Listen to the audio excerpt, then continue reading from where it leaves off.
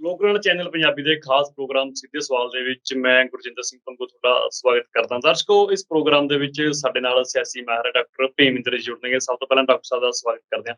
Doctor ਸਾਹਿਬ, ਤੁਹਾਡਾ ਸਵਾਗਤ ਹੈ ਜੀ ਪ੍ਰੋਗਰਾਮ ਸਿੱਧੇ ਸਵਾਲ 'ਚ। ਬਹੁਤ ਬਹੁਤ ਸ਼ੁਕਰੀਆ, ਮਿਹਰਬਾਨੀ, ਧੰਨਵਾਦ ਪੰਗੂ ਸਾਹਿਬ। ਦਰਸ਼ਕੋ, ਅੱਜ ਗੱਲਬਾਤ ਕਰਾਂਗੇ, ਸ਼ੁਰੂ ਕਰਾਂਗੇ ਕੇਂਦਰ ਸਰਕਾਰ ਤੋਂ।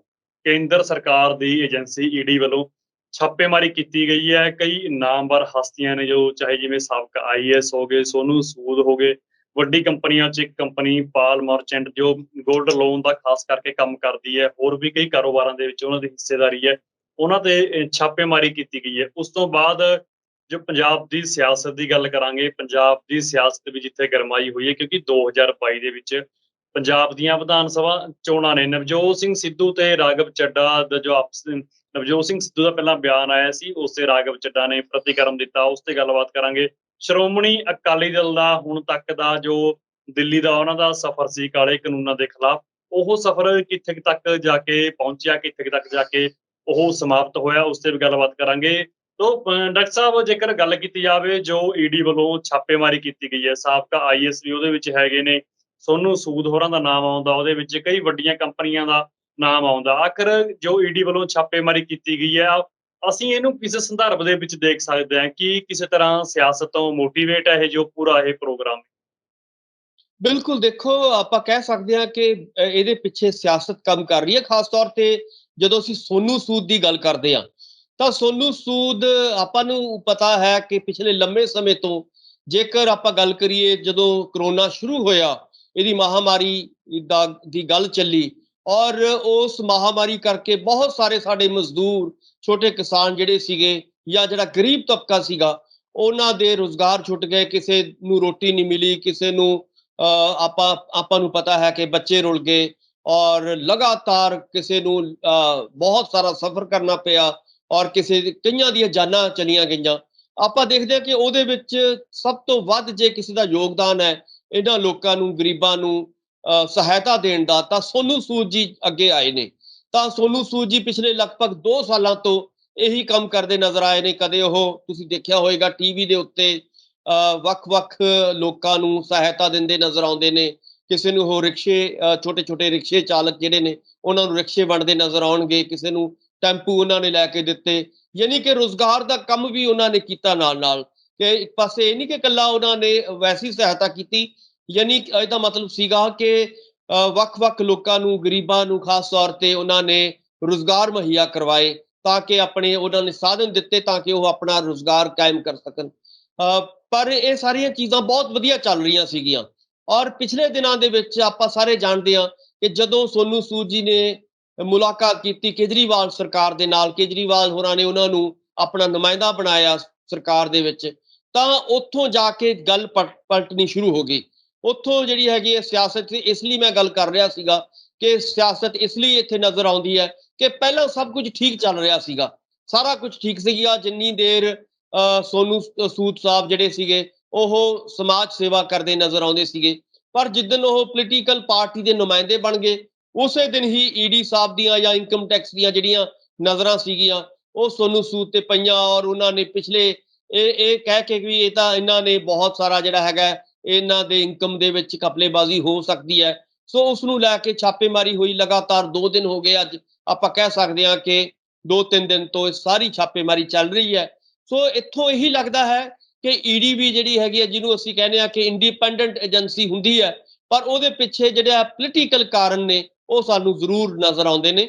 ਔਰ ਤੁਸੀਂ ਦੇਖੋਗੇ ਕਿ ਲਗਾਤਾਰ ਆਪਾਂ ਦੇਖ ਰਹੇ ਹਾਂ ਕਿ ਸੋਨੂ ਸੂਦ ਜਦੋਂ ਤੋਂ ਸਿਆਸੀ ਪਾਰਟੀ ਦਾ ਹਿੱਸਾ ਬਣ ਗਏ, ਉਦੋਂ ਤੋਂ ਲੈ ਕੇ ਅੱਜ ਤੱਕ ਆਪਾਂ ਇਹ ਦੇਖਦੇ ਹਾਂ ਕਿ ਲਗਾਤਾਰ ਉਹਨਾਂ ਦੇ ਉੱਤੇ ਸਿਆਸਤ ਘੁੰਮਦੀ ਨਜ਼ਰ ਆਈ ਹੈ। ਇਸ ਤੋਂ ਪਹਿਲਾਂ ਵੀ ਸਿਆਸਤ ਹੁੰਦੀ ਰਹੀ ਹੈ, ਔਰ ਹੁਣ ਵੀ ਹੋ ਰਹੀ ਹੈ, ਔਰ ਅਗਲੇ ਦਿਨਾਂ ਦੇ ਵਿੱਚ ਹੋਏਗੀ। ਔਰ ਇਹਦੇ ਵਿੱਚ ਕੇਜਰੀਵਾਲ ਜੀ ਹੋਰਾਂ ਨੇ ਜਿਹੜਾ ਟਵੀਟ ਕੀਤਾ ਸੀਗਾ, ਉੱਥੋਂ ਸਾਫ਼ ਜ਼ਾਹਿਰ ਹੈ ਕਿ ਜਿਹੜੀਆਂ ਖਾਸ ਤੌਰ ਤੇ ਏਜੰਸੀਆਂ ਨੇ, ਔਰ ਇਹਦੇ ਵਿੱਚ ਆਪਾਂ ਕੇਂਦਰ ਸਰਕਾਰ ਨੂੰ ਦੋਸ਼ੀ ਜਿਹੜਾ ਹੈਗਾ ਮੰਨ ਸਕਦੇ ਹਾਂ।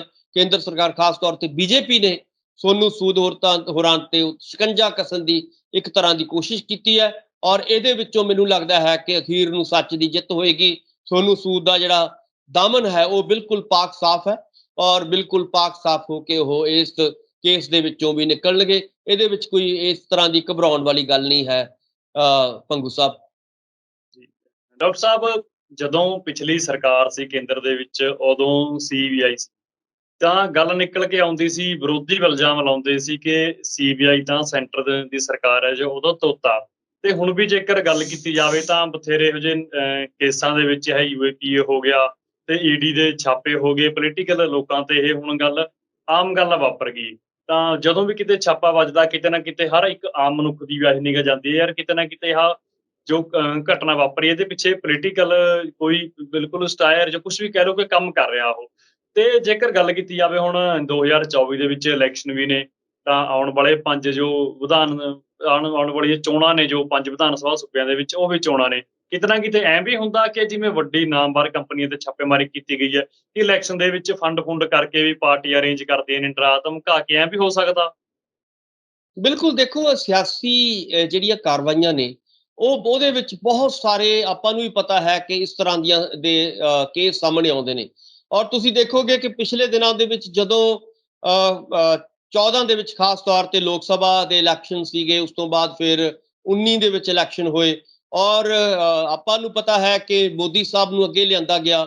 ਤਾਂ ਇਹਨਾਂ ਨੂੰ, ਮੋਦੀ ਸਾਹਿਬ ਨੂੰ ਜਾਂ ਬੀਜੇਪੀ ਨੂੰ ਅੱਗੇ ਲਿਆਉਣ ਵਾਲੀਆਂ ਕਿਹੜੀਆਂ ਕੰਪਨੀਆਂ ਸੀਗੀਆਂ? ਉਹ ਅਡਾਨੀ ਅੰਬਾਨੀਆਂ ਦੀਆਂ ਕੰਪਨੀਆਂ ਸੀਗੀਆਂ।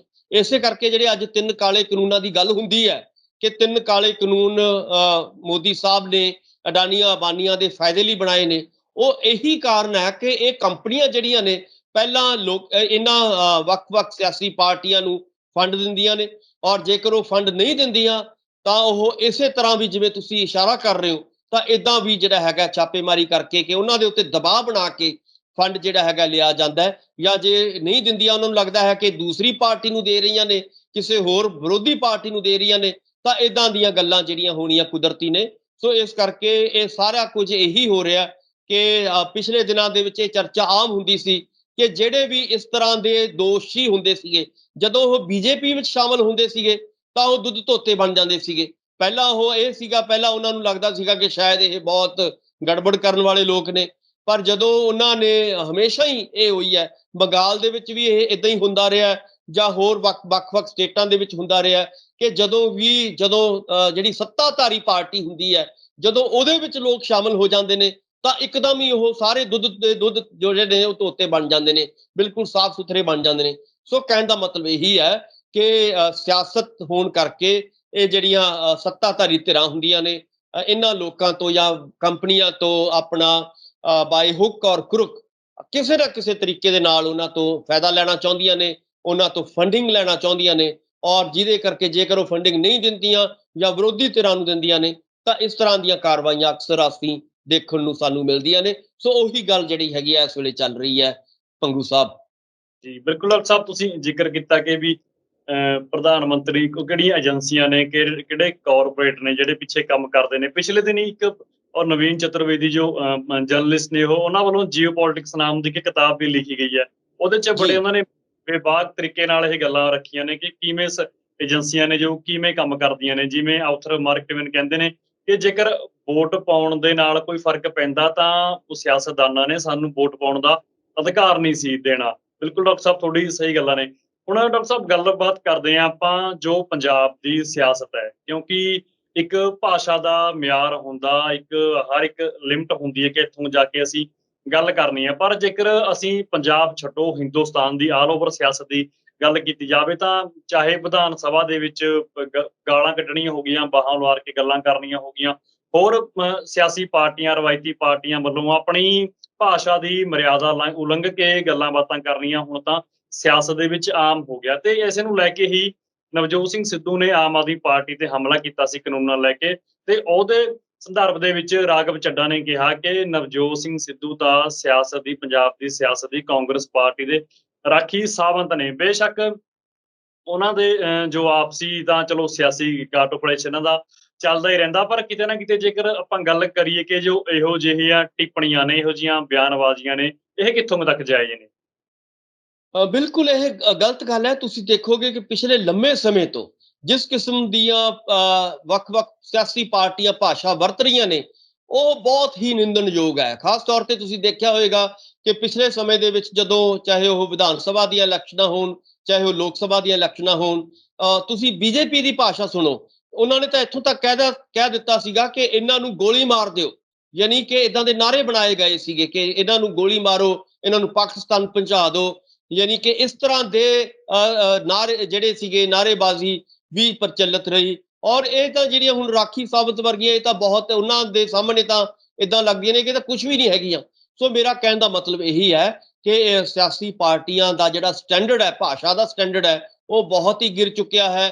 ਹੋ ਤਾਂ ਇਹ ਚਾਹੀਦਾ ਸੀਗਾ ਹੋਣਾ ਤਾਂ ਕਿ ਪੰਜਾਬ ਦੇ ਮੁੱਦਿਆਂ ਦੀ ਗੱਲ ਹੋਣੀ ਚਾਹੀਦੀ ਹੈ, ਪੰਜਾਬ ਦੇ ਲੋਕ ਇਸ ਵੇਲੇ ਕਿੱਥੇ ਖੜੇ ਨੇ, ਪੰਜਾਬ ਦਾ ਨੌਜਵਾਨ, ਪੰਜਾਬ ਦਾ ਕਿਸਾਨ, ਪੰਜਾਬ ਦੇ ਬੇਰੁਜ਼ਗਾਰ, ਪੰਜਾਬ ਦੇ ਅਧਿਆਪਕ, ਪੰਜਾਬ ਦੇ ਡਾਕਟਰ, ਪੰਜਾਬ ਦੀਆਂ ਨਰਸਾਂ, ਹੋਰ ਬਹੁਤ ਸਾਰੇ ਜਿਹੜੇ ਵੱਖ-ਵੱਖ ਵਰਗ ਨੇ ਪੰਜਾਬ ਦੇ, ਉਹ ਅੱਜ ਸੜਕਾਂ ਤੇ ਕਿਉਂ ਆ ਰਹੇ ਨੇ, ਔਰ ਕਿਸਾਨੀ ਸੜਕਾਂ ਤੇ ਪੰਜਾਬ ਦੀ ਕਿਉਂ ਹੈ, ਕਿਉਂ ਮਜਬੂਰ ਹੈ। ਅੱਜ ਲਗਭਗ 500 ਕਿਸਾਨ ਸਾਡਾ ਜਿਹੜਾ ਹੈਗਾ ਸ਼ਹੀਦ ਹੋ ਚੁੱਕਿਆ ਹੈ।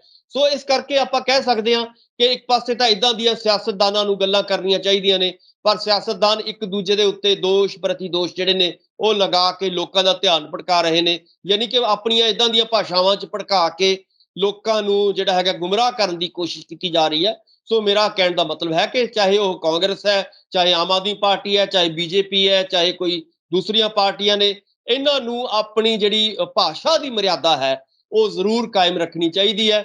ਜੇਕਰ ਲੋਕਾਂ ਦੇ ਮੁੱਦੇ ਨਹੀਂ ਉਠਾਉਣਗੇ ਇਹ, ਤਾਂ ਲਾਜ਼ਮੀ ਤੌਰ ਤੇ ਹੁਣ ਉਹ ਪੁਰਾਣਾ ਸਮਾਂ ਨਹੀਂ ਰਿਹਾ ਕਿ ਤੁਸੀਂ ਭਾਸ਼ਾ ਦੇ ਨਾਲ ਲੋਕਾਂ ਨੂੰ ਗੁੰਮਰਾਹ ਕਰਕੇ ਵੋਟਾਂ ਲੈ ਲਓਗੇ। ਹੁਣ ਉਹ ਸਮਾਂ ਨਿਕਲ ਚੁੱਕਿਆ ਹੈ। ਇਸ ਵੇਲੇ ਪੰਜਾਬ ਦੇ ਲੋਕ ਜਾਂ ਪੂਰੇ ਮੈਂ ਕਹਿਣਾ ਕਿ ਉੱਤਰੀ ਭਾਰਤ ਦੇ ਲੋਕ, ਜਿੱਥੇ ਵੀ 5 ਸਟੇਟਾਂ ਦੇ ਵਿੱਚ ਚੋਣਾਂ ਹੋਣੀਆਂ ਨੇ, ਉਹ ਪਹਿਲਾਂ ਨਾਲੋਂ ਬਹੁਤ ਚੇਤੰਨ ਹੋ ਚੁੱਕੇ ਨੇ।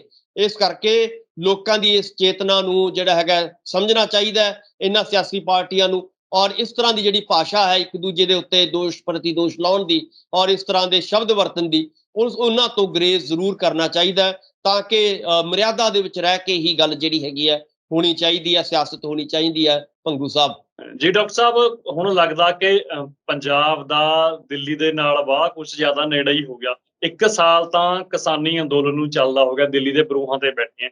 ਉਸ ਤੋਂ ਬਾਅਦ ਕਾਂਗਰਸ ਪਾਰਟੀ ਵਾਲੇ ਵੀ ਗੇੜੇ ਕੱਢੀ ਜਾਂਦੇ ਨੇ ਕਿ ਸਾਡਾ ਯਾਰ ਆ ਕੇ ਮਸਲਾ ਸੁਲਝਾ ਦਿਓ। ਹਰੀਸ਼ ਰਾਵਤ ਵੀ ਹੱਥ ਖੜੇ ਕਰ ਗਏ, ਉਹਨਾਂ ਨੇ ਵੀ ਸੋਨੀਆ ਗਾਂਧੀ ਸੱਦ ਲਈ ਕਿ ਸਾਡੇ ਕੋਲੋਂ ਮਸਲਾ ਇਹ ਕਾਂਗਰਸ ਦਾ ਹੱਲ ਨਹੀਂ ਹੁੰਦਾ। ਤੇ ਹੁਣ ਕਾਂਗਰਸ ਪਾਰਟੀ ਤੇ ਜੋ ਆਪਸੀ ਕਾਟੋ ਕਲੇਸ਼ ਹੈ, ਇਸ ਤੋਂ ਬਾਅਦ ਅਕਾਲੀ ਦਲ ਨੇ ਵੀ ਦਿਨ ਉਲੀਕਿਆ ਕਿ 17 ਸਤੰਬਰ ਨੂੰ ਜਾ ਕੇ ਅਸੀਂ ਇੱਥੇ ਰੋਸ ਪ੍ਰਦਰਸ਼ਨ ਕਰਾਂਗੇ ਬੀਜੇਪੀ ਸਰਕਾਰ ਦੇ ਖਿਲਾਫ। ਹਾਲਾਂਕਿ ਪੁਲਿਸ ਵੱਲੋਂ ਰੋਕੇ ਵੀ ਗਏ ਉਹ ਤਸਵੀਰਾਂ ਦੇ ਵਿੱਚ, ਵੀਡੀਓ ਦੇ ਵਿੱਚ ਜੋ ਰੋਸ ਪ੍ਰਦਰਸ਼ਨ ਸੀ ਬੀਜੇਪੀ ਸਰਕਾਰ ਦੇ ਖਿਲਾਫ ਅਕਾਲੀ ਦਲ ਦਾ, ਉਹ ਵੀ ਅਸੀਂ ਦੇਖਿਆ। ਅਸਲ ਦੇ ਵਿੱਚ ਅਸਲ ਮਾਇਨੇ ਕੀ ਨੇ ਅਕਾਲੀ ਦਲ ਦੇ ਬੀਜੇਪੀ ਖਿਲਾਫ ਪ੍ਰਦਰਸ਼ਨ ਕਰਨ ਦੇ, ਕਿ ਖੇਤੀ ਕਾਨੂੰਨ ਨੇ ਜਾਂ ਫਿਰ ਜਿਵੇਂ ਇਲੈਕਸ਼ਨ ਨੇੜੇ ਆ ਗਈ, ਉਸ ਇਲੈਕਸ਼ਨ ਦੇ ਨੇੜੇ ਮੱਦੇਨਜ਼ਰ ਕੋਈ ਹੋਰ ਪ੍ਰੋਗਰਾਮ ਵੀ ਸ਼੍ਰੋਮਣੀ ਅਕਾਲੀ ਦਲ ਉਲੀਕੀ ਬੈਠਿਆ, ਜਾਂ ਫਿਰ ਕਿਸ ਤਰ੍ਹਾਂ ਦਾ ਪ੍ਰੈਸ਼ਰ ਬੀਜੇਪੀ ਸਰਕਾਰ ਤੇ ਕ੍ਰੀਏਟ ਹੋ ਸਕਦਾ? ਭੰਗੂ ਸਾਹਿਬ ਦੇਖੋ, ਅਕਾਲੀ ਦਲ ਪਿਛਲੇ ਲਗਭਗ 100 ਸਾਲ ਦੇ ਵਿੱਚ ਬਹੁਤ ਵੱਡੀਆਂ ਉਹਦੀਆਂ ਕੁਰਬਾਨੀਆਂ ਰਹੀਆਂ ਨੇ ਪੰਜਾਬ ਨੂੰ ਲੈ ਕੇ। ਪੰਜਾਬੀ ਸੂਬੇ ਦਾ ਉਹਨਾਂ ਨੇ ਬਹੁਤ ਵੱਡਾ ਅੰਦੋਲਨ ਲੜਿਆ, ਪੰਜਾਬੀ ਸੂਬਾ ਪ੍ਰਾਪਤ ਵੀ ਕੀਤਾ, ਚਾਹੇ ਉਹ ਛੋਟਾ ਕੀਤਾ ਵੱਡਾ ਕੀਤਾ ਇੱਕ ਵੱਖਰਾ ਸਵਾਲ ਹੈ। ਇਸੇ ਤਰ੍ਹਾਂ ਅਨੰਦਪੁਰ ਸਾਹਿਬ ਦਾ ਮਤਾ ਉਹਨਾਂ ਨੇ ਲਿਆਂਦਾ ਔਰ ਧਰਮ ਯੁੱਧ ਦਾ ਮੋਰਚਾ ਲੜਿਆ। ਬਹੁਤ ਸਾਰੀਆਂ ਕੁਰਬਾਨੀਆਂ ਆਪਾਂ ਕਹਿ ਸਕਦੇ ਹਾਂ ਕਿ ਪਿਛਲੇ 100 ਸਾਲ ਦੇ ਵਿੱਚ ਜਿਹੜੀ ਹੈ, ਚਾਹੇ ਗੁਰਦੁਆਰਾ ਸਾਹਿਬ ਨੂੰ ਆਜ਼ਾਦ ਕਰਾਉਣ ਦੀ ਗੱਲ ਹੋਵੇ ਜਾਂ ਹੋਰ ਇਸ ਕਿਸਮ ਦੀਆਂ ਜਿਹੜੀਆਂ ਨੇ ਅੰਗਰੇਜ਼ਾਂ ਦੇ ਖਿਲਾਫ, ਅੰਗਰੇਜ਼ ਸਾਮਰਾਜ ਦੇ ਖਿਲਾਫ ਵੀ ਉਹਨਾਂ ਨੇ ਲੜਾਈਆਂ ਲੜੀਆਂ। ਸੋ ਉਹ ਇੱਕ ਦੌਰ ਸੀਗਾ, ਚਲਾਇਆ ਸੀ ਅਕਾਲੀ ਦਲ ਨੇ ਜੀ, ਕਬੱਡੀ ਬਿਲਕੁਲ। ਪ੍ਰਾਪਤੀ। ਉਹ ਇੱਕ ਦੌਰ ਸੀਗਾ, ਆਪਾਂ ਕਹਿ ਸਕਦੇ ਹਾਂ ਕਿ 90 ਤੋਂ ਪਹਿਲਾਂ ਦਾ ਦੌਰ, ਔਰ ਪੰਥ ਦੇ ਨਾਂ ਦੇ ਉੱਤੇ ਲੜਾਈਆਂ ਲੜੀਆਂ ਗਈਆਂ। ਪਰ 90 ਤੋਂ ਬਾਅਦ ਕੀ ਹੋ ਗਿਆ ਕਿ ਜਦੋਂ ਤੋਂ ਆਪਾਂ ਪਿਛਲੇ 20-30 ਸਾਲਾਂ ਦਾ ਇਤਿਹਾਸ ਦੇਖਦੇ ਹਾਂ, ਤਾਂ 3M ਦੇ ਆਲੇ ਦੁਆਲੇ ਜਿਹੜਾ ਹੈਗਾ ਅਕਾਲੀ ਦਲ ਘੁੰਮਣ ਲੱਗਿਆ। ਪਹਿਲਾ M ਉਹਨਾਂ ਨੇ ਮੀਡੀਆ ਨੂੰ ਕੰਟਰੋਲ ਕੀਤਾ।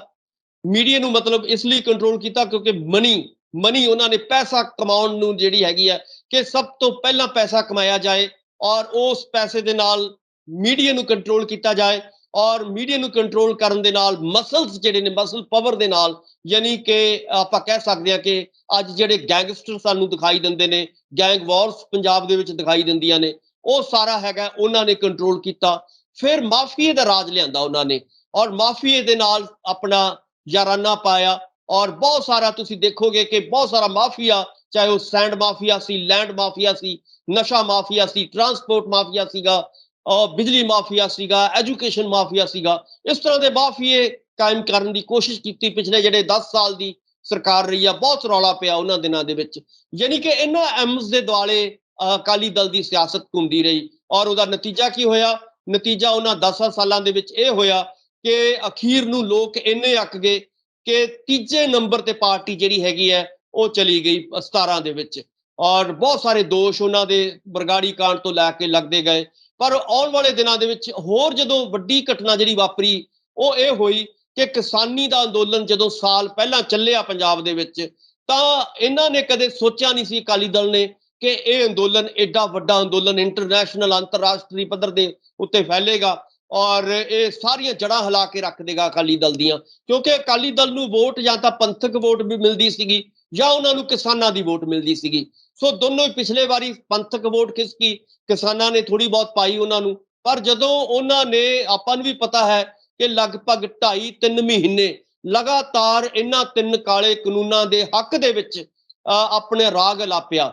ਔਰ ਤੁਸੀਂ ਦੇਖੋਗੇ ਕਿ ਵੱਡੇ ਬਾਦਲ ਸਾਹਿਬ ਨੂੰ ਵੀ ਉਹਨਾਂ ਨੇ ਅੱਗੇ ਲਾਇਆ ਕਿ ਤੁਸੀਂ ਵੀ ਵੀਡੀਓ ਬਣਾ ਕੇ ਇਹ ਗੱਲ ਕਰੋ ਕਿ ਇਹ ਜਿਹੜੇ 3 ਕਾਲੇ ਕਾਨੂੰਨ ਨੇ ਇਹ ਕਿਸਾਨਾਂ ਦੇ ਬਹੁਤ ਪੱਖ 'ਚ ਨੇ, ਇਹਨਾਂ ਦੇ ਨਾਲ ਕਿਸਾਨਾਂ ਦਾ ਫਾਇਦਾ ਬੜਾ ਹੋ ਜਾਏਗਾ। ਸੋ ਉਸ ਕਰਕੇ ਵੱਡੇ ਬਾਦਲ ਸਾਹਿਬ ਨੂੰ ਤੋਂ ਵੀ ਕਹਾਇਆ ਗਿਆ। ਛੋਟੇ ਬਾਦਲ ਸਾਹਿਬ ਤਾਂ ਪਹਿਲਾਂ ਹੀ ਉਹਦੇ ਹੱਕ 'ਚ ਸੀਗੇ। ਔਰ ਬੀਬੀ ਹਰਸਿਮਰਤ ਬਾਦਲ ਤਾਂ ਆਪਾਂ ਨੂੰ ਵੀ ਪਤਾ ਹੈ ਕਿ ਜਦੋਂ ਮਿਨਿਸਟਰ ਸੀਗੇ, ਜਦੋਂ ਇਹ ਕਾਨੂੰਨ ਬਣ ਰਹੇ ਸੀ ਤਾਂ ਲਾਜ਼ਮੀ ਤੌਰ ਤੇ ਉਹ ਜਿਹੜੀ ਉਸ ਕਮੇਟੀ ਦੇ ਵਿੱਚ ਸ਼ਾਮਲ ਸੀਗੇ, ਸਾਈਨ ਕਰਨ ਵਾਲੀ ਕਮੇਟੀ ਜਿਹੜੀ ਹੁੰਦੀ ਹੈ ਮਿਨਿਸਟਰ ਸਾਹਿਬਾਨ ਦੀ। ਸੋ ਕਹਿਣ ਦਾ ਮਤਲਬ ਹੈ ਕਿ ਉੱਥੋਂ ਵੀ ਉਹਨਾਂ ਨੂੰ ਲੱਗਿਆ ਕਿ ਕਿਸਾਨੀ ਵੋਟ ਵੀ ਸਾਡੀ ਖਿਸਕਦੀ ਨਜ਼ਰ ਆ ਰਹੀ ਹੈ। ਹੁਣ ਉਸ ਖਿਸਕੀ ਹੋਈ ਜ਼ਮੀਨ ਨੂੰ ਦੁਬਾਰਾ ਪ੍ਰਾਪਤ ਕਰਨ ਦੇ ਲਈ ਇਹ ਸਾਰਾ ਜਿਹੜਾ ਹੈਗਾ ਇਹ ਜਿਹੜਾ ਏਜੰਡਾ ਲਿਆਂਦਾ ਗਿਆ। ਔਰ ਇਹਦੇ ਵਿੱਚ ਜਿਵੇਂ ਆਪਾਂ ਕਹਿ ਸਕਦੇ ਹਾਂ ਕਿ ਕੱਲ ਜਿਹੜਾ ਵੱਡਾ ਪ੍ਰੋਗਰਾਮ ਉਹਨਾਂ ਦਾ ਸੀਗਾ ਕਿ ਦਿੱਲੀ ਦੀ ਪਾਰਲੀਮੈਂਟ ਘੇਰਨੀ ਹੈ, ਤਾਂ ਉਹ ਇੱਕ ਕਿਸਮ ਦੀ ਆਪਣੀ ਉਸ ਜ਼ਮੀਨ ਨੂੰ ਦੁਬਾਰਾ ਤਲਾਸ਼ਣ ਦੀ ਕੋਸ਼ਿਸ਼ ਸੀਗੀ। ਪਰ ਮੈਨੂੰ ਇਹ ਲੱਗਦਾ ਹੈ ਕਿ ਆਪਾਂ ਇਹ ਨਹੀਂ, ਕਿਉਂਕਿ ਇਸ ਵੇਲੇ ਜਿਵੇਂ ਆਪਾਂ ਪਹਿਲਾਂ ਗੱਲ ਕੀਤੀ ਹੈ ਕਿ ਪੰਜਾਬ ਦਾ ਕਿਸਾਨ ਬਹੁਤ ਚੇਤੰਨ ਹੋ ਚੁੱਕਿਆ ਹੈ ਕਿ ਇਹਨਾਂ ਨੂੰ ਬਾਰ-ਬਾਰ ਘੇਰ ਰਿਹਾ ਹੈ। ਅਕਾਲੀਆਂ ਨੂੰ, ਖਾਸ ਤੌਰ ਤੇ ਸੁਖਬੀਰ ਬਾਦਲ ਨੂੰ ਤਾਂ ਕਿਸਾਨਾਂ ਨੇ ਬਹੁਤ ਵਾਰ ਘੇਰਿਆ। ਤੁਸੀਂ ਦੇਖੋਗੇ ਜਦੋਂ ਉਹ ਦਿੱਲੀ ਵੱਲ ਕੂਚ ਕਰ ਰਹੇ ਸੀ ਤਾਂ ਉਦੋਂ ਵੀ ਕਿਸਾਨਾਂ ਨੇ ਉਹਨਾਂ ਨੂੰ ਘੇਰਿਆ। ਮਤਲਬ ਕਹਿਣ ਦਾ ਭਾਵ ਹੈ ਕਿ ਵੱਖ-ਵੱਖ ਜਿਹੜੇ ਕਿਸਾਨਾਂ ਦੇ ਲੀਡਰ ਨੇ ਉਹ ਅਕਾਲੀ ਦਲ ਦੇ ਲੀਡਰਾਂ ਨੂੰ ਪਿੰਡਾਂ ਦੇ ਵਿੱਚ, ਸ਼ਹਿਰਾਂ ਦੇ ਵਿੱਚ, ਕਸਬਿਆਂ ਦੇ ਵਿੱਚ ਘੇਰ ਰਹੇ ਨੇ। ਸੋ ਮੇਰਾ ਕਹਿਣ ਦਾ ਮਤਲਬ ਹੈ ਕਿ ਬੇਸ਼ੱਕ ਅਕਾਲੀ ਦਲ ਜ਼ਮੀਨ ਨੂੰ ਪ੍ਰਾਪਤ ਕਰਨ ਦੀ ਕੋਸ਼ਿਸ਼ ਜ਼ਰੂਰ ਕਰ ਰਿਹਾ ਹੈ, ਪਰ ਮੈਨੂੰ ਇਸ ਮਿਹਨਤ ਦੇ ਉੱਤੇ ਜਿਹੜਾ ਹੈਗਾ ਬੂਰ ਪੈਂਦਾ ਨਜ਼ਰ ਨਹੀਂ ਆਉਂਦਾ। ਕਿਉਂਕਿ ਕਿਸਾਨਾਂ ਨੂੰ ਹੁਣ ਪਤਾ ਚੱਲ ਚੁੱਕਿਆ, ਪਤਾ ਲੱਗ ਚੁੱਕਿਆ ਕਿ ਕਿਸਾਨਾਂ ਦੇ ਪ੍ਰਤੀ ਅਕਾਲੀ ਦਲ ਦਾ ਜੋ ਸਟੈਂਡ ਰਿਹਾ ਪਿਛਲੇ ਦਿਨਾਂ ਦੇ ਵਿੱਚ, ਉਹ ਸਟੈਂਡ ਕੀ ਰਿਹਾ। ਹੁਣ ਤਾਂ ਲੋਕਾਂ ਨੂੰ ਇਹ ਲੱਗਦਾ ਹੈ ਕਿ ਸਿਰਫ ਮਗਰਮੱਛ ਦੇ ਹੰਝੂ ਇਸ ਲਈ ਵਹਾਏ ਜਾ ਰਹੇ ਨੇ ਕਿਉਂਕਿ ਉਹਨਾਂ ਨੂੰ ਲੱਗਦਾ ਹੈ ਕਿ ਆਉਣ ਵਾਲੇ ਦਿਨਾਂ ਦੇ ਵਿੱਚ 22 ਦੇ ਵਿੱਚ ਇਲੈਕਸ਼ਨ ਹੈ ਔਰ ਇਲੈਕਸ਼ਨਾਂ ਦੇ ਵਿੱਚ ਆਪਾਂ ਨੂੰ ਵੀ ਪਤਾ ਹੈ ਕਿ ਵੋਟ ਬੈਂਕ ਉਹਨਾਂ ਨੂੰ ਚਾਹੀਦਾ ਕਿਸਾਨਾਂ ਦਾ, ਔਰ ਉਸ ਵੋਟ ਬੈਂਕ ਨੂੰ ਪ੍ਰਾਪਤ ਕਰਨ ਦੇ ਲਈ ਇਹ ਸਾਰਾ ਕੁਝ ਕੀਤਾ ਜਾ ਰਿਹਾ। ਸੋ ਇਹਦਾ ਬਹੁਤਾ ਫਾਇਦਾ ਦਿਖਦਾ ਮੈਨੂੰ ਨਜ਼ਰ ਨਹੀਂ ਆ ਰਿਹਾ ਅਕਾਲੀ ਦਲ ਨੂੰ ਕਿ ਇਸ ਘੋਲ ਦਾ ਜਾਂ ਇਸ ਤਰ੍ਹਾਂ ਦੀਆਂ ਕਾਰਵਾਈਆਂ ਦਾ ਉਹਨਾਂ ਨੂੰ ਫਾਇਦਾ ਹੋ ਜਾਊਗਾ ਔਰ ਕਿਸਾਨ ਜਿਹੜੇ ਪੰਜਾਬ ਦੇ ਨੇ ਉਹਨਾਂ ਦੇ ਨਾਲ ਲੱਗ ਜਾਣਗੇ, ਉਹਨਾਂ ਦੀਆਂ ਗੱਲਾਂ 'ਚ ਆ ਜਾਣਗੇ ਔਰ ਉਹਨਾਂ ਨੂੰ ਵੋਟਾਂ ਪਾ ਦੇਣਗੇ। ਇਸ ਤਰ੍ਹਾਂ ਦਾ ਕੋਈ ਨਜ਼ਰ ਨਹੀਂ ਆ ਰਿਹਾ। ਹਾਂ, ਉਹਨਾਂ ਦਾ ਕਾਡਰ ਹੈ, ਉਹਨਾਂ ਦਾ ਕਾਡਰ ਜ਼ਰੂਰ ਉਹਨਾਂ ਦੇ ਨਾਲ ਹੈ ਔਰ ਉਹ ਕਾਡਰ ਨੂੰ ਪੱਕਿਆਂ ਜ਼ਰੂਰ ਕੀਤਾ ਜਾ ਰਿਹਾ। ਉਹ ਕਾਡਰ ਜ਼ਰੂਰ ਜਿਹੜਾ ਹੈਗਾ ਮਜ਼ਬੂਤ ਹੋਏਗਾ, ਪਰ ਉਸ ਦੇ ਵਿੱਚ ਉਹਨਾਂ ਨੂੰ ਵੋਟਾਂ ਪੈਣੀਆਂ ਕੋਈ ਬਹੁਤਾ ਦਿਖਾਈ ਨਹੀਂ ਦਿੰਦਾ ਕਿ ਵੋਟਾਂ ਪੈ ਕੇ ਉਹ ਸੱਤਾ 'ਚ ਆ ਜਾਣਗੇ। ਇਸ ਤਰ੍ਹਾਂ ਦਾ ਕੋਈ ਗੱਲ ਨਜ਼ਰ ਨਹੀਂ ਆ ਰਹੀ ਭੰਗੂ ਸਾਹਿਬ। ਡਾਕਟਰ ਸਾਹਿਬ, ਮੇਰਾ ਅਗਲਾ ਸਵਾਲ ਕਿਸਾਨੀ ਨਾਲ ਸੰਬੰਧਿਤ ਹੈ। ਕਿਸਾਨ ਅੰਦੋਲਨ ਨੂੰ ਲੰਮਾ ਸਮਾਂ ਹੋ ਗਿਆ ਚੱਲਦਿਆਂ ਨੂੰ, ਤੇ ਹੁਣ ਫਰਵਰੀ ਦੇ ਵਿੱਚ ਯੂਪੀ ਦੀਆਂ ਵੋਟਾਂ ਨੇ, ਯੂਪੀ ਦੀ ਵਿਧਾਨ ਸਭਾ ਇਲੈਕਸ਼ਨ ਹੈ, ਤੇ ਲਗਾਤਾਰ ਕਿਸਾਨ ਆਗੂਆਂ ਵੱਲੋਂ ਪ੍ਰੋਗਰਾਮ ਇੱਕ ਮੁਜ਼ੱਫਰਨਗਰ ਦੇ ਵਿੱਚ 5 ਸਤੰਬਰ ਨੂੰ ਕੀਤੀ ਗਈ, ਤੇ ਹੁਣ 27 ਨੂੰ ਭਾਰਤ ਬੰਦ ਦਾ ਸੱਦਾ, ਤੇ 29 ਨੂੰ ਕਿਹਾ ਜਾ ਰਿਹਾ ਕਿ ਆਪਣਾ ਸ਼ਾਹਜਹਾਨਪੁਰ ਦੇ ਵਿੱਚ ਇੱਕ ਵੱਡੀ ਕਾਨਫਰੰਸ ਹੋਣੀ ਜਿਹਦੇ ਵਿੱਚ ਲੱਖਾਂ ਕਿਸਾਨਾਂ ਨੇ ਹਿੱਸਾ ਲੈਣਾ। ਜੇਕਰ ਥੋੜਾ ਜਿਹਾ ਸਾਡੇ ਦਰਸ਼ਕਾਂ ਨੂੰ ਤੁਸੀਂ ਯੂਪੀ ਦਾ ਦੱਸੋ ਕਿ ਕਿੱਥੋਂ ਤੱਕ ਪ੍ਰਭਾਵ ਪਾਊਗਾ ਕਿਸਾਨੀ ਅੰਦੋਲਨ ਯੂਪੀ ਦੀ ਇਲੈਕਸ਼ਨ ਦੇ ਵਿੱਚ। ਭੰਗੂ ਸਾਹਿਬ ਦੇਖੋ, ਜਿਹੜੀ ਬੀਜੇਪੀ ਹੈ ਨਾ, ਕਿਉਂਕਿ ਬੀਜੇਪੀ ਦਾ ਗੜ੍ਹ ਹੈ ਯੂਪੀ, ਵੱਡੀ ਗੱਲ ਹੈ। ਆਪਾਂ ਕਹਿੰਦੇ ਹਾਂ ਕਿ ਜੇਕਰ ਯੂਪੀ ਦੇ ਵਿੱਚੋਂ ਬੀਜੇਪੀ ਹਾਰਦੀ ਹੈ ਆਉਣ ਵਾਲੇ ਦਿਨਾਂ ਦੇ ਵਿੱਚ 22 ਦੇ ਵਿੱਚ, ਤਾਂ ਇਹਦੇ ਨਾਲ ਇਹਦਾ ਅਸਰ ਜਿਹੜਾ ਹੈਗਾ 24 ਤੱਕ ਜਾਏਗਾ। 24 ਦੀਆਂ ਜਿਹੜੀਆਂ ਲੋਕ ਸਭਾ ਦੀਆਂ ਚੋਣਾਂ ਹੋਣਗੀਆਂ ਉੱਥੋਂ ਵੀ ਪੂਰੀਆਂ ਹਾਰਨ ਦੀਆਂ ਸੰਭਾਵਨਾਵਾਂ ਬੀਜੇਪੀ ਦੀਆਂ ਨਜ਼ਰ ਆ ਰਹੀਆਂ ਨੇ। ਸੋ ਕਿਸਾਨਾਂ ਕੋਲ ਇੱਕ ਬਹੁਤ ਹੀ ਵਧੀਆ ਮੌਕਾ ਹੈ। ਇਹ ਜਿਹੜੇ ਅਗਲੇ 4 ਮਹੀਨੇ ਨੇ ਜਾਂ 5 ਮਹੀਨੇ ਨੇ ਇਲੈਕਸ਼ਨਾਂ ਤੱਕ, ਜਿਹੜੇ ਨੇ ਉਹ ਕਿਸਾਨਾਂ ਕੋਲੇ ਬਹੁਤ ਇੱਕ ਸੁਨਹਿਰੀ ਮੌਕਾ ਆਇਆ ਉਹਨਾਂ ਦੇ ਹੱਥ। ਔਰ ਜਿਵੇਂ ਤੁਸੀਂ ਮੁਜ਼ੱਫਰਨਗਰ ਦੀ ਗੱਲ ਕੀਤੀ ਹੈ, ਆਪਾਂ ਨੇ ਦੇਖਿਆ ਕਿ ਕਿਵੇਂ ਉਤਸ਼ਾਹਤ ਹੋ ਕੇ ਸਾਡੀਆਂ ਜਿਹੜੀਆਂ ਸਾਡੇ ਨੌਜਵਾਨ ਕਿਸਾਨ ਨੇ, ਚਾਹੇ ਬਜ਼ੁਰਗ ਕਿਸਾਨ ਨੇ, ਚਾਹੇ ਸਾਡੀਆਂ ਮਾਤਾਵਾਂ ਨੇ, ਭੈਣਾਂ ਨੇ ਕਿਸਾਨ, ਉਹ ਸਾਰੀਆਂ ਨੇ ਉੱਥੇ ਜਾ ਕੇ ਹਾਜ਼ਰੀ ਲਵਾਈ ਸੀਗੀ। ਹਾਲਾਂਕਿ ਬੀਜੇਪੀ ਨੇ ਕੋਸ਼ਿਸ਼ ਕੀਤੀ ਕਿ ਟ੍ਰੇਨਾਂ ਬੰਦ ਕਰਨ ਦੀ ਜਾਂ ਰਸਤਿਆਂ ਨੂੰ ਰੋਕਣ ਦੀ, ਪਰ ਇਹਦੇ ਬਾਵਜੂਦ ਆਪਾਂ ਦੇਖਿਆ ਕਿ ਲੱਖਾਂ ਦੀ ਗਿਣਤੀ ਦੇ ਵਿੱਚ ਵੱਖ-ਵੱਖ ਸਟੇਟਾਂ ਚੋਂ, ਪੰਜਾਬ ਤੋਂ, ਹਰਿਆਣੇ ਤੋਂ, ਰਾਜਸਥਾਨ ਤੋਂ, ਇੱਥੋਂ ਤੱਕ ਕਿ ਤਮਿਲਨਾਡੂ ਤੱਕ ਦੇ ਜਿਹੜੇ ਲੋਕ ਸੀਗੇ, ਕਿਸਾਨ ਸੀਗੇ, ਉਹ ਮੁਜ਼ੱਫਰਨਗਰ ਦੀ ਰੈਲੀ 'ਚ ਆਏ ਸੀਗੇ। ਔਰ ਇਸੇ ਤਰ੍ਹਾਂ ਦੀ ਰੈਲੀ ਤੁਸੀਂ ਦੇਖੋਗੇ ਕਿ ਜਿਹੜੀਆਂ ਆਉਣ ਵਾਲੇ ਦਿਨਾਂ ਦੇ ਵਿੱਚ ਹੋਣਗੀਆਂ ਯੂਪੀ ਦੇ ਵਿੱਚ, ਤਾਂ ਇਹ ਮੈਨੂੰ ਲੱਗਦਾ ਹੈ ਕਿ ਇਸ ਨੇ ਯੂਪੀ ਦੇ ਵਿੱਚ ਬੀਜੇਪੀ ਦਾ ਤਖਤ ਜਿਹੜਾ ਹੈਗਾ ਉਹ ਹਿਲਾ ਕੇ ਰੱਖ ਦੇਣਾ ਹੈ। ਸੋ ਉਮੀਦ ਇਹੀ ਕੀਤੀ ਜਾਣੀ ਬਣਦੀ ਹੈ ਕਿ ਜਿਉਂ-ਜਿਉਂ ਸਮਾਂ ਬੀਤੇਗਾ, ਇਸ ਤਰ੍ਹਾਂ ਦੀਆਂ ਰੈਲੀਆਂ ਹੋਰ ਵੱਧ ਚੜ ਕੇ ਹੋਣਗੀਆਂ। ਲੋਕ ਵੱਡੀ ਗਿਣਤੀ ਦੇ ਵਿੱਚ, ਖਾਸ ਤੌਰ ਤੇ ਜਿਹੜੇ ਕਿਸਾਨ ਨੇ, ਉਹ ਵੱਖ-ਵੱਖ ਸਟੇਟਾਂ ਚੋਂ ਯੂਪੀ ਦੇ ਵਿੱਚ ਜਾਣਗੇ। ਔਰ ਬੀਜੇਪੀ ਜੇਕਰ ਇਹ ਕਾਲੇ ਕਾਨੂੰਨ ਇਹਨਾਂ ਨੂੰ ਖਤਮ ਨਹੀਂ ਕਰੇਗੀ, ਰੱਦ ਨਹੀਂ ਕਰੇਗੀ, ਤਾਂ ਲਾਜ਼ਮੀ ਤੌਰ ਤੇ ਮੈਨੂੰ ਲੱਗਦਾ ਹੈ ਕਿ ਜੇਕਰ ਯੂਪੀ ਦੇ ਵਿੱਚ ਹਾਰਦੀ ਹੈ ਤਾਂ ਇਹਦਾ ਅਸਰ ਜਿਹੜਾ ਹੈਗਾ 24 ਵਿੱਚ ਜਾਏਗਾ। ਔਰ ਕਿਸਾਨ ਇਸ ਲਈ ਵੀ ਬੈਠੇ ਨੇ, ਉਹਨਾਂ ਨੂੰ ਲੱਗਦਾ ਹੈ ਕਿ ਜੇਕਰ ਅਸੀਂ ਯੂਪੀ ਤੋਂ ਬਾਅਦ ਵੀ ਸਾਨੂੰ ਬੈਠਣਾ ਪਿਆ, 24 ਤੱਕ ਵੀ ਬੈਠਣਾ ਪਿਆ, ਉਹ ਵੀ ਅਸੀਂ ਬੈਠਾਂਗੇ। ਸੋ ਮੇਰਾ ਕਹਿਣ ਦਾ ਮਤਲਬ ਹੈ ਕਿ ਯੂਪੀ ਜਿਹੜੀਆਂ ਹੁਣ ਕੱਲੀ ਯੂਪੀ ਨਹੀਂ ਹਾਰੇਗੀ, ਉਹਦੇ ਵਿੱਚ ਉੱਤਰਾਖੰਡ ਵੀ ਹਾਰੇਗੀ, ਉਹਦੇ ਵਿੱਚ ਪੰਜਾਬ ਦੇ ਵਿੱਚ ਤਾਂ ਆਪਾਂ ਨੂੰ ਪਹਿਲਾਂ ਹੀ ਪਤਾ ਹੈ ਕਿ ਪੰਜਾਬ ਦੇ ਵਿੱਚ ਤਾਂ ਉਹਦਾ ਸੁਪੜਾ ਸਾਫ਼ ਹੋ ਹੀ ਚੁੱਕਿਆ। ਲਗਾਤਾਰ ਆਪਾਂ ਦੇਖ ਰਹੇ ਹਾਂ ਕਿ ਬੀਜੇਪੀ ਦਾ ਵਿਰੋਧ ਹੋ ਰਿਹਾ ਹੈ। ਇਸੇ ਤਰ੍ਹਾਂ ਬਾਕੀ ਸਟੇਟਾਂ ਦੇ ਵਿੱਚ ਜਿੱਥੇ-ਜਿੱਥੇ ਵੀ ਚੋਣਾਂ ਹੋਣਗੀਆਂ, ਹੁਣ ਤਾਂ ਇੱਥੋਂ ਤੱਕ ਹੋ ਸਕਦਾ ਹੈ ਕਿ ਅਗਲੇ ਸਾਲ ਗੁਜਰਾਤ ਦੇ ਵਿੱਚ ਚੋਣਾਂ ਨੇ, ਗੁਜਰਾਤ ਦੇ ਵਿੱਚ ਵੀ ਦਸੰਬਰ ਦੇ ਵਿੱਚ ਅਗਲੇ ਸਾਲ ਚੋਣਾਂ ਨੇ। ਉੱਥੋਂ ਵੀ ਜਿਹੜਾ ਹੈਗਾ ਸੰਭਾਵਨਾਵਾਂ ਇਹੀ ਨਜ਼ਰ ਆ ਰਹੀਆਂ ਨੇ ਕਿ ਬੀਜੇਪੀ ਹਾਰ ਸਕਦੀ ਹੈ, ਕਿਉਂਕਿ ਗੁਜਰਾਤ ਵੀ ਬੀਜੇਪੀ ਦਾ ਗੜ ਰਿਹਾ ਹੈ। ਸੋ ਮੇਰਾ ਕਹਿਣ ਦਾ ਮਤਲਬ ਹੈ ਕਿ ਜਿਉਂ-ਜਿਉਂ ਸਮਾਂ ਬੀਤਦਾ ਜਾ ਰਿਹਾ ਹੈ, ਬੀਜੇਪੀ ਦੀ ਜ਼ਮੀਨ ਖਿਸਕਦੀ ਨਜ਼ਰ ਆ ਰਹੀ ਹੈ ਔਰ ਇਹਦੇ ਨਾਲ ਕਿਸਾਨਾਂ ਦਾ ਬੋਲਬਾਲਾ ਨਜ਼ਰ ਆ ਰਿਹਾ ਹੈ। ਔਰ ਆਉਣ ਵਾਲੇ ਸਮੇਂ ਦੇ ਵਿੱਚ ਇਹ ਜਿਹੜਾ ਅੰਦੋਲਨ ਹੈ, ਇਹ ਪੂਰੇ ਭਾਰਤ ਦੇ ਵਿੱਚ ਫੈਲੇਗਾ ਔਰ ਜਿੱਥੇ-ਜਿੱਥੇ ਚੋਣਾਂ ਹੋਣਗੀਆਂ, ਉੱਥੇ-ਉੱਥੇ ਬੀਜੇਪੀ ਨੂੰ ਹਰਾਉਣ ਦੀ ਕੋਸ਼ਿਸ਼ ਕੀਤੀ ਜਾਵੇਗੀ ਇਹਨਾਂ ਸੰਘਰਸ਼ਾਂ ਦੇ ਰਾਹੀਂ। ਸੋ ਉਮੀਦ ਕੀਤੀ ਜਾਣੀ ਬਣਦੀ ਹੈ ਕਿ 22 ਦੇ ਵਿੱਚ ਪੰਜੋਂ ਸਟੇਟਾਂ ਜਿੱਥੇ-ਜਿੱਥੇ ਚੋਣਾਂ ਹੋਣਗੀਆਂ, ਉੱਥੇ ਬੀਜੇਪੀ ਹਾਰਨ ਦੀਆਂ ਸੰਭਾਵਨਾਵਾਂ ਨਜ਼ਰ ਆ ਰਹੀਆਂ ਨੇ। ਪੰਗੂ ਸਾਹਿਬ ਜੀ, ਬਿਲਕੁਲ ਡਾਕਟਰ ਸਾਹਿਬ, ਤੁਸੀਂ ਬਿਲਕੁਲ ਸਹੀ ਕਿਹਾ ਕਿ ਬੀਜੇਪੀ ਆਪਣਾ ਗੜ ਮੰਨਦੀ ਹੈ, ਕਿਉਂਕਿ 80 ਸੀਟਾਂ ਨੇ ਯੂਪੀ ਦੀਆਂ। ਯੂਪੀ ਨੂੰ ਬੀਜੇਪੀ ਆਪਣਾ ਗੜ ਮੰਨਦੀ ਹੈ, ਪਰ ਇਸ ਵਾਰ ਬੀਜੇਪੀ ਦੇ ਹਾਲਾਤ ਕੁਝ ਉੱਥੇ ਸਹੀ ਨਹੀਂ ਲੱਗਦੇ, ਕਿਉਂਕਿ ਇੱਕ ਤਾਂ ਜੋ ਉੱਥੇ ਦਾ ਮੁਸਲਮਾਨ ਵੋਟਰ ਹੈ ਜਾਂ ਫਿਰ ਗੁੱਜਰ ਵੋਟਰ ਹੈ, ਜਾਟ ਵੋਟਰ ਹੈ, ਉਹ ਵੀ ਖਿਲਾਫ ਹੋ ਚੁੱਕਿਆ ਆਪਣਾ ਬੀਜੇਪੀ ਸਰਕਾਰ ਦੇ। ਜਿਵੇਂ ਗੁਜਰਾਤ ਦੇ ਵਿੱਚ ਵੀ ਮੁੱਖ ਮੰਤਰੀ ਬਦਲਦਾ, ਹਾਲਾਂਕਿ ਯੋਗੀ ਬਾਰੇ ਵੀ ਗੱਲਾਂ ਚੱਲਦੀਆਂ ਸੀਗੀ, ਯੋਗੀ ਨੂੰ ਬਦਲ ਦਿੱਤਾ ਜਾਊਗਾ, ਪਰ 9% ਵੋਟ ਜੋ ਉੱਥੇ ਉਸ ਆਪਣੇ ਉਹਦੇ ਤਬਕੇ ਦੀ ਖੜੀ ਹੈ। ਇਸ ਕਰਕੇ ਕਿਤੇ ਨਾ ਕਿਤੇ ਯੋਗੀ ਦਾ ਵੀ ਉੱਥੇ ਹੱਥ ਬੀਜੇਪੀ ਸਰਕਾਰ ਦੇ ਉੱਤੇ ਹੀ ਲੱਗਦਾ, ਪਰ ਨੁਕਸਾਨ ਬੀਜੇਪੀ ਸਰਕਾਰ ਨੂੰ ਬੜੇ ਵੱਡੇ ਪੱਧਰ ਉੱਤੇ ਇਸ ਵਾਰ ਝੱਲਣਾ ਪਊਗਾ ਯੂਪੀ ਦੇ ਵਿੱਚ। ਜੀ ਡਾਕਟਰ ਸਾਹਿਬ, ਮੇਰਾ ਇੱਕ ਆਖਰੀ ਸਵਾਲ ਬੜੇ ਸੰਖੇਪ ਸ਼ਬਦਾਂ ਦੇ ਵਿੱਚ, ਕਿ ਜੋ ਪੰਜਾਬ ਦੀ ਪੋਲਿਟਿਕਸ ਹੈ, ਆਉਣ ਵਾਲੇ ਦਿਨਾਂ ਵਿੱਚ ਇਹ ਕਿਹੜਾ ਨਵਾਂ ਰੂਪ ਲੈ ਸਕਦੀ ਹੈ? ਦੇਖੋ, ਪੰਜਾਬ ਦੀ ਪੋਲਿਟਿਕਸ ਦੇ ਵਿੱਚ ਵੀ ਜਿਹੜਾ ਹੈਗਾ ਆਉਣ ਵਾਲੇ ਦਿਨਾਂ ਦੇ ਵਿੱਚ ਕਿਸਾਨੀ ਸੰਘਰਸ਼ ਇੱਕ ਇੰਪੋਰਟੈਂਟ ਮਹੱਤਵਪੂਰਨ ਰੋਲ ਅਦਾ ਕਰੇਗਾ। ਜਿਹੜੀ ਵੀ ਪਾਰਟੀ ਕਿਸਾਨਾਂ ਨੂੰ ਲੱਗੇਗੀ ਕਿ ਇਹ ਪਾਰਟੀ ਸਾਡੇ ਨਾਲ ਖੜਦੀ ਰਹੀ ਹੈ, ਚਾਹੇ ਉਹ ਅਕਾਲੀ ਦਲ ਹੈ, ਚਾਹੇ ਬੀਜੇਪੀ ਹੈ ਜਾਂ ਕਾਂਗਰਸ ਹੈ ਜਾਂ ਆਮ ਆਦਮੀ ਪਾਰਟੀ ਹੈ ਜਾਂ ਕੋਈ ਹੋਰ ਲੈਫਟ ਦੀਆਂ ਪਾਰਟੀਆਂ ਨੇ, ਇਹ ਜਿਹੜੇ ਨੇ ਕਿਸਾਨ ਜਿੱਧਰ ਜਾਣਗੇ ਉਹਨਾਂ ਦੀ ਹੀ ਸਰਕਾਰ ਬਣੇਗੀ। ਪਹਿਲੀ ਗੱਲ ਤਾਂ ਸਾਨੂੰ ਇਹ ਸਪਸ਼ਟ ਹੋਣਾ ਚਾਹੀਦਾ ਹੈ ਕਿ ਜਿੱਧਰ ਕਿਸਾਨ ਜਾਏਗਾ ਉਧਰ ਹੀ ਸਰਕਾਰ, ਉਹਨਾਂ ਦੀ ਸਰਕਾਰ ਬਣੇਗੀ। ਸੋ ਆਉਣ ਵਾਲੇ ਸਮੇਂ ਦੇ ਵਿੱਚ ਕਿਸਾਨੀ ਦਾ ਜਿਹੜਾ ਊਠ ਹੈ ਉਹ ਕਿਸ ਕਰਵਟ ਬੈਠੇਗਾ, ਉਹ ਹੀ ਡਿਸਾਈਡ ਕਰੇਗਾ ਔਰ ਭਵਿੱਖ ਨੇ ਉਸ 22 ਦਾ ਭਵਿੱਖ ਉਹਨੇ ਤੈਅ ਕਰਨਾ ਹੈ। ਸੋ ਉਮੀਦ ਇਹੀ ਕੀਤੀ ਜਾਣੀ ਬਣਦੀ ਹੈ ਕਿ ਕਿਸਾਨਾਂ ਦਾ ਅੰਦੋਲਨ ਜਿਉਂ-ਜਿਉਂ ਹੋਰ ਵਧੇਗਾ, ਹੋਰ ਫੈਲੇਗਾ, ਉਹਦੇ ਨਾਲ ਵੱਖ-ਵੱਖ ਪਾਰਟੀਆਂ ਦੇ ਉੱਤੇ ਇਹਦਾ ਅਸਰ ਜਿਹੜਾ ਹੈਗਾ ਪਏਗਾ ਔਰ ਪੰਜਾਬ ਦੀ ਜਿਹੜੀ ਸਿਆਸਤ ਹੈ ਉਧਰ ਹੀ ਝੁਕੇਗੀ ਜਿੱਧਰ ਕਿਸਾਨ ਝੁਕਣਗੇ।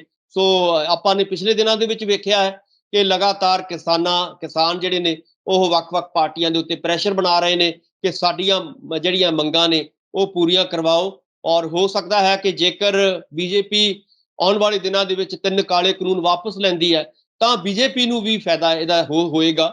ਮੈਂ ਨਹੀਂ ਕਹਿੰਦਾ ਕਿ ਬੀਜੇਪੀ ਜਿਹੜਾ ਹੈਗਾ ਬਾਹਰ ਜਾਏਗੀ, ਪਰ ਜੇਕਰ ਬੀਜੇਪੀ ਇਹ 3 ਕਾਲੇ ਕਾਨੂੰਨ ਮੰਨ ਲੈਂਦੀ ਹੈ ਉਹ ਹੋਰ ਵੀ ਜਿਹੜੇ ਕਿਸਾਨਾਂ ਦੀਆਂ ਬਾਕੀ ਮੰਗਾਂ ਵੀ ਨੇ, ਜਾਂ ਐਮਐਸਪੀ ਦਾ ਨਵਾਂ ਕਾਨੂੰਨ ਬਣਾਉਣ ਵਾਲੀ ਗੱਲ ਹੈ, ਉਹ ਉਹਦੇ ਉੱਤੇ ਆ ਜਾਂਦੀ ਹੈ, ਤੇ ਹੋਰ ਪੈਟਰੋਲ, ਡੀਜ਼ਲ, ਗੈਸ ਦੀਆਂ ਕੀਮਤਾਂ ਘੱਟ ਕਰਦੀ ਹੈ, ਤਾਂ ਲਾਜ਼ਮੀ ਤੌਰ ਤੇ ਬੀਜੇਪੀ ਨੂੰ ਵੀ ਆਉਣ ਵਾਲੇ ਦਿਨਾਂ ਦੇ ਵਿੱਚ ਫਾਇਦਾ ਹੋ ਸਕਦਾ ਹੈ। ਪਰ ਇਸ ਸ਼ਰਤ ਦੇ ਹੋਏਗਾ, ਜੇਕਰ ਕਿਸਾਨਾਂ ਨਾਲ ਬੈਠ ਕੇ ਕੋਈ ਤਾਲਮੇਲ ਬਣੇਗਾ, ਆਪਸੀ ਗੱਲਬਾਤ ਹੋਏਗੀ, ਸਮਝੌਤਾ ਹੋਏਗਾ, ਔਰ ਇਹ 3 ਕਾਲੇ ਕਾਨੂੰਨ ਜਿਹੜੇ ਨੇ ਰੱਦ ਹੋਣਗੇ, ਨਵੇਂ ਕਾਨੂੰਨ ਬਣਨਗੇ, ਤਾਂ ਹੀ ਜਿਹੜਾ ਹੈਗਾ ਬੀਜੇਪੀ ਨੂੰ ਫਾਇਦਾ ਹੋ ਸਕਦਾ ਹੈ। ਜੇਕਰ ਇਹ ਲਟਕਦਾ ਹੈ ਮਸਲਾ, ਤਾਂ ਬਹੁਤ ਵੱਡਾ ਨੁਕਸਾਨ ਬੀਜੇਪੀ ਨੂੰ ਹੋਣ ਦਾ ਪੂਰੇ ਭਾਰਤ ਦੇ ਵਿੱਚ ਸੰਭਾਵਨਾਵਾਂ ਨਜ਼ਰ ਆ ਰਹੀਆਂ ਨੇ। ਭੰਗੂ ਸਾਹਿਬ, ਜੀ ਧੰਨਵਾਦ ਡਾਕਟਰ ਸਾਹਿਬ, ਤੁਸੀਂ ਆਪਣੇ ਕੀਮਤੀ ਸਮੇਂ 'ਚ ਸਮਾਂ ਕੱਢ ਕੇ ਸਾਡੇ ਦਰਸ਼ਕਾਂ ਦੇ ਬਹੁਤ ਨਾਲ। ਬਹੁਤ ਸ਼ੁਕਰੀਆ, ਮਿਹਰਬਾਨੀ, ਧੰਨਵਾਦ ਭੰਗੂ ਸਾਹਿਬ।